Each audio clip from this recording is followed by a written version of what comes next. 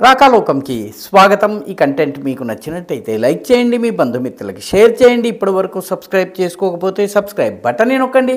అదేవిధంగా బెల్ ఐకాన్ని కూడా తప్పనిసరిగా నొక్కండి. జై హింద్ మిత్రులారా. పాకిస్తాన్లో చీఫ్ ఆఫ్ డిఫెన్స్ ఫోర్సెస్గా అపాయింట్ అయినటువంటి మరుక్షణం ఫీల్డ్ మార్షల్ ఆసిమ్ మునీర్ భారతదేశాన్ని తస్మాత్ జాగ్రత్త అని హెచ్చరించారు. భయంకరమైనటువంటి దాడులు చేస్తాము, మా పైన గనక కన్నెత్తి చూస్తే మేము భీకరమైనటువంటి దాడులు చేస్తాము, తగిన గుణపాఠం చెప్తాము, డొక్క చించేస్తాము, డోలు కట్టేస్తాము, ఇట్లాంటి రకరకాల పరుషమైనటువంటి పదాలతో ఆయన విమర్శించేశారు. ఎందుకంటే చీఫ్ ఆఫ్ డిఫెన్స్ స్టాఫ్ కాగానే ఆయన మాట్లాడాలి కాబట్టి అందులో మొత్తము అరవాల్సినటువంటి అరుపులు, వెయ్యాల్సినటువంటి కేకలు మొత్తం అంతా కూడాను ఆయన పెట్టేశారు. కానీ దాని వెనువెంటనే ఆయన గుండెల్లో గూడు కట్టుకున్నటువంటి భయాన్ని బయట పెట్టేటటువంటి వార్త బయటకు వచ్చింది. నిజానికి పైకి మేకపోతు గాంభీర్యం ప్రకటిస్తున్నా ఆయనకి భారత్ దాడి చేస్తే ఈసారి మిగలమన్నటువంటి భయం ఉంది. అందుకే పాకిస్తాన్ ఈసారి చాలా ప్రత్యేకంగా 6 బంకర్లను కట్టిస్తుంది. ఈ 6 బంకర్లు కూడా ఒక చోట ఉండవు, వేర్వేరు చోట్ల ఉంటాయి. ఈ 6 బంకర్లు కూడాను పాకిస్తాన్ మీద పరమాణు దాడి గనక జరిగితే దాని నుంచి తప్పించుకునేందుకు, రేడియేషన్ ఎఫెక్ట్ ఉండకుండా ఉండేందుకు ఉద్దేశించినటువంటి న్యూక్లియర్ బంకర్స్. ఈ న్యూక్లియర్ బంకర్స్ కూడా ఆషామాషి మామూలువి కావు. దీన్ని C2NCA కేటగిరీ న్యూక్లియర్ బంకర్స్ అంటారంటే న్యూక్లియర్ కమాండ్ అథారిటీని కాపాడు, పాకిస్తాన్కి సంబంధించినటువంటి పరమాణు బాంబుకి సంబంధించిన, న్యూక్లియర్ బాంబుకి సంబంధించిన నిర్ణయాలు తీసుకునే గ్రూప్ ఏదైతే ఉందో దాన్ని కాపాడాలి. దానికోసం ఉద్దేశించినటువంటి డబుల్ లేయర్ 2 వరసలుగా ఉన్నటువంటి గోడలు ఉంటాయి. అంటే ఏమాత్రము రేడియేషన్ చొరపడటానికి వీల్లేదు. దీనికి EMP షీల్డింగ్ ఉంటుంది. EMP షీల్డింగ్ అంటే ఎలక్ట్రోమాగ్నెటిక్ పల్సెస్ వచ్చి వాళ్ళ కమ్యూనికేషన్ సిస్టమ్ని డిస్రప్ట్ చేయకుండా, అంటే వాళ్ళు బంకర్లలో దాగున్నా వాళ్ళకి సమాచారం బయట తెలిసేందుకు, శత్రువు తమ కమ్యూనికేషన్ని పూర్తిగా భగ్నం చేయకుండా ఉండేందుకు EMP షీల్డెడ్ ఉండాలి. దానికి స్పెషల్ ఫిల్టర్స్ ఉండాలి. ఒక్క రేడియేషన్ కూడా రావడానికి వీల్లేదు. అలాంటి బంకర్లను నిర్మాణం చేస్తున్నారు. బంకర్ల నిర్మాణానికి అయ్యే ఖర్చు ఎంత తెలిసిన $1.2 బిలియన్. $1.2 బిలియన్ ఖర్చు పెట్టి ఈ 6 బంకర్లను కడుతున్నారు. ఈ 6 బంకర్లు కూడా వేరువేరు చోట్ల ఉంటాయి. ఒక్కొక్క బంకర్లో 150 మంది ఉండొచ్చు. అంటే పాకిస్తాన్ ఆర్మీకి చెందినటువంటి సీనియర్ అధికారులు, వాళ్ళ కుటుంబ సభ్యులు ఇందులో దాక్కుంటారు. సర్వసాధారణ పాకిస్తాన్ సైనికులు గాలికి వదిలేశారు. ఇక ప్రజల సంగతి చెప్పనే అక్కర్లేదు. పాకిస్తాన్ రాజకీయ నాయకత్వం ఏదైతే ఉందో దానికి ఎలాంటి రక్షణ అవసరం లేదు. వాళ్ళు ఉంటే ఎంత, పోతే ఎంత, పాలించేది మేమే కాబట్టి అన్నటువంటి ధోరణితో కేవలం తమ కోసం మాత్రమే ఈ 6 బంకర్స్ని కట్టుకున్నారు. దీనికి వాళ్ళు లక్ష్యం పెట్టారు. మొట్టమొదటి ఉద్దేశం ఏంటి? లీడర్షిప్ సర్వైవల్ ఆర్కిటెక్చర్, అంటే నాయకత్వాన్ని కాపాడేటటువంటి వ్యవస్థ. ఏ నాయకత్వం? సైనిక నాయకత్వం. రెండవది న్యూక్లియర్ కమాండ్ కంటిన్యూటీ, అంటే మా దగ్గర ఉన్నటువంటి అణ్వాయుధాలని ఉపయోగించే విషయంలో డిసిషన్స్ తీసుకోవడానికి, నిర్ణయాలు తీసుకోవడానికి, ఒక క్రమ పద్ధతిలో నిర్ణయం తీసుకోవడానికి ఒకళ్ళిద్దరు చనిపోయినా కూడా మిగతా వాళ్ళు నిర్ణయాలు ఎలా తీసుకోవచ్చును. ఎందుకంటే ఆ బటన్ నొక్కేటటువంటి కెపాసిటీ ఎవరో ఒకళ్ళ దగ్గర ఉంటుంది. వాడు పోయినట్టయితే ప్రస్తుతము ఆ కెపాసిటీ ఆసిమ్ మునీర్కే ఉంది. ఆసిమ్ మునీర్ పోతే, కాబట్టి ఆసిమ్ మునీర్ అంత భయపడుతున్నాడు అన్నమాట. తన తరువాత అయిన న్యూక్లియర్ ఈ చైన్ ఆఫ్ కమాండ్ ఏదైతే ఉందో అది కంటిన్యూ కావాలంటే ఈ బంకర్స్ కావాలి అంటున్నారు. ఈ బంకర్స్లో తమ కుటుంబ సభ్యులు ఉంటారు. సైనిక అధికారులు, ఉన్నత అధికారులు తమను తాము కాపాడుకుంటున్నారు. దీనికి 3 లక్ష్యాలు చెబుతున్నారు. ఒకటి డిస్పర్స్, అంటే అధికారులందరూ ఒకే చోట ఉండకుండా వేర్వేరు చోట్ల ఉండాలి.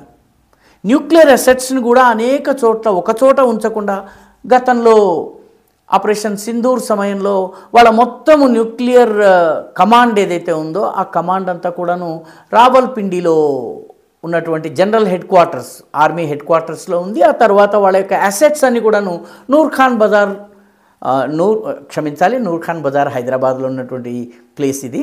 నూర్ ఖాన్ ఎయిర్ బేస్, చక్లాలాలో ఉన్నటువంటి నూర్ ఖాన్ ఎయిర్ బేస్, జకోబాబాద్లో ఉన్నటువంటి చోట, ఈ 2 చోట్ల దాచారు. ఆ 2 కూడా అటాక్కి గురయ్యాయి. కాబట్టి వీటిని డిస్పర్స్ చేయాలి. రెండవది వాటిని కాపాడాలి, ప్రొటెక్ట్, డిస్పర్స్, ప్రొటెక్ట్. ఆ తర్వాత ఈ న్యూక్లియర్ కమాండ్కి సంబంధించినటువంటివన్నీ కూడా డిజిటైజ్ చేయాలి. సో దట్ మిగిలిన వాడు ఒక్కడన్నా సరే బాంబు వేయటానికి వీలుంటుంది. ఎందుకంటే ఆపరేషన్ సింధూర్ సమయంలో వాళ్ళకి అర్థమైంది ఏంటంటే భారతదేశము పాకిస్తాన్లోని అన్ని మూలలా కొట్టగలదు, అన్ని చోట్ల దాడి చేయగలదు, వాళ్ళ యొక్క న్యూక్లియర్ అసెట్స్ని ఒక దెబ్బతో కుప్పకూల్ చేయగలదు, రెండవసారి ప్రతిదాడి చేసేందుకు కూడా ఏది మిగలదు. కాబట్టి ఇప్పుడు డిస్పర్స్, ప్రొటెక్ట్, డిజిటైజ్. కాబట్టి నాయకుల్ని కాపాడుకోవాలి. కాబట్టి ఈ 6 న్యూక్లియర్ బంకర్స్ $1.2 బిలియన్, తినడానికి తిండి లేని పాకిస్తానీలకు తిండి పెట్టేందుకు బదులు ఈ పని చేస్తున్నారు. అందులో ఎవరిని కాపాడుకుంటున్నారు? తాము తమ కుటుంబ సభ్యుల్ని. వాస్తవానికి పాకిస్తాన్లో సైనిక అధికారులకు వేరే ఆసుపత్రి ఉంటుంది, మామూలు జవాన్లకి వేరే మిలిటరీ హాస్పిటల్ ఉంటుంది. మన దేశంలో ఆ సిస్టమ్ ఉండదు. మన దేశంలో దేశ రాష్ట్రపతి నుంచి జవాన్ వరకు రిటైర్ అయిపోయినటువంటి జవాన్లకు కూడా ఒకే ఆర్మీ హాస్పిటల్ ఉంటుంది. ఆయా కంటోన్మెంట్లో ఉన్నటువంటి ఆర్మీ హాస్పిటల్స్లోనే వాళ్ళ చికిత్స జరుగుతుంది. రాష్ట్రపతి కూడా అక్కడే చికిత్స పొందుతారు. అంత ఉత్తమమైనటువంటి ఫెసిలిటీస్ ఉంటాయి. పాకిస్తాన్లో అలా ఉండదు. కాబట్టి సైనికులు చనిపోయినా పర్వాలేదు, మేం బ్రతకాలి అన్నటువంటి ఆలోచన. ఎందుకంటే వాళ్ళకి భయానికి కారణం ఏంటంటే నూర్ ఖాన్ ఎయిర్ బేస్ మీద, జకోబాబాద్ మీద, మిగతా అనేక ప్రాంతాల మీద, చక్లాలా మీద, మిగతా అన్ని ప్రాంతాల్లో మనం చేసినటువంటి దాడులు ఏవైతే ఉన్నా, వాళ్ళ రేడార్ సైట్స్ కావచ్చు, వాళ్ళ డ్రోన్ ఆపరేటింగ్ సిస్టమ్స్ కావచ్చును, వాళ్ళ ఎయిర్ బేసెస్ కావచ్చు, 11 ఎయిర్ బేసెస్ని పూర్తిగా ధ్వంసం చేయడం జరిగింది. రన్వేస్ పని చేయడానికి వీల్లేని పరిస్థితికి తీసుకొచ్చాము. ఇవన్నీ ఎవరు చేశారు? మన బ్రహ్మోస్ అండ్ ప్రళయ్ సిస్టమ్స్ చేశారు.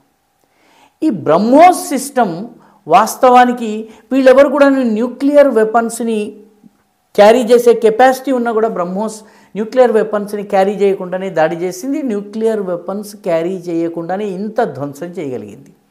బ్రహ్మోస్ ద్వారా అది న్యూక్లియర్ పరమాణు బాంబులను, ఆటం బాంబులను, దేన్నైతే అంటే న్యూక్లియర్ బాంబ్స్ని ఉపయోగించగలిగేటటువంటి సామర్థ్యం ఉన్నటువంటి ఇది ఇంత ప్రిసిషన్ టార్గెట్తో కొట్టింది. కాబట్టి దానికే కనుక పరమాణు బాంబులు ఉన్నట్లయితే పాకిస్తాన్ పరిస్థితి ఏమై ఉండేది? కాబట్టి పాకిస్తాన్కి ఆపరేషన్ సింధూర్ తర్వాత భయం పట్టుకుంది. రెండవది, ఇది శాటిలైట్ బేస్డ్ టార్గెటింగ్. ఉపగ్రహాల నుంచి వచ్చినటువంటి సమాచారాల ఆధారంగా, గైడెన్స్ ఆధారంగా పిన్ పాయింటెడ్ టార్గెట్ని అటాక్ చేయటం జరుగుతుంది. కాబట్టి తప్పులు జరిగే అవకాశం చాలా తక్కువ. రెండవది, దీనికి ఇది ప్రత్యర్థులకు సంబంధించినటువంటి కమ్యూనికేషన్ సిస్టమ్ని జామ్ చేయగలదు. అడ్వాన్స్డ్ కమ్యూనికేషన్ డిస్రప్షన్ అంటారు దీన్ని. ఎదుటివాడి కమ్యూనికేషన్ని జామ్ చేయగలుగుతుంది. ఈ 3 లక్షణాలు ఉన్నటువంటి బ్రహ్మోస్, ప్రళయ్ ఇవి గనక రానున్న రోజుల్లో మరో యుద్ధంలో గనక భారతదేశం ఉపయోగించినా పాకిస్తాన్ దగ్గర జవాబు లేదు. అందులో పరమాణు బాంబులు గనక పెట్టి, లేకపోతే న్యూక్లియర్ అటాక్ గనక చేసినట్లయితే పాకిస్తాన్కు రక్షణ లేదు. పాకిస్తాన్లో ప్రతి అంగుళం మీద భారత్ ఇష్టారాజ్యంగా దాడి చేయగలదు. అందుకనే మిగతా ప్రజలు పోతే పోని, మిగతా సైన్యం చస్తే చావని, మేము మా కుటుంబాలు బాగుండాలని $1.2 బిలియన్ ఈ 6 న్యూక్లియర్ బంకర్స్ని తయారు చేస్తున్నారు. తమాషా ఏంటంటే 6 న్యూక్లియర్ బంకర్స్ని తయారు చేస్తున్నటువంటి ఆసిమ్ మునీర్ భారతదేశాన్ని బెదిరిస్తున్నారు. కాబట్టి ఈ బెదిరింపులు ఎంత డొల్ల బెదిరింపులో, కేవలం ఏనుగు వెళ్తుంటే దూరం నుంచి సందుల్లో నక్కి నక్కి భౌభౌ అనడానికి దీనికి పెద్ద తేడా లేదన్నటువంటి విషయము భారతీయులు గుర్తుంచుకోవాలి. రానున్న రోజుల్లో పాకిస్తాన్కి భారత్తో మళ్ళీ ఆపరేషన్ సింధూర్ కంటిన్యూ అయినా, ప్రస్తుతం పాజ్ మోడ్లో ఉంది, అయితే తమకు గతి లేదని, తమకు రక్షణ లేదని, ఏ దేశము తమని కాపాడలేదని పాకిస్తాన్ గుర్తించింది, అందుకే ఈ బంకర్ల నిర్మాణం చేస్తుంది. కాబట్టి ఇది ఆసిమ్ మునీర్ యొక్క మేకపోతు గాంభీర్యపు అసలు కథ. ఈ వీడియో మీకు నచ్చినట్టయితే లైక్ చేయండి, షేర్ చేయండి, ఈ ఛానల్కు సబ్స్క్రైబ్ చేయండి, మీ అభిప్రాయాన్ని కమెంట్ల రూపంలో తప్పనిసరిగా పంపించండి.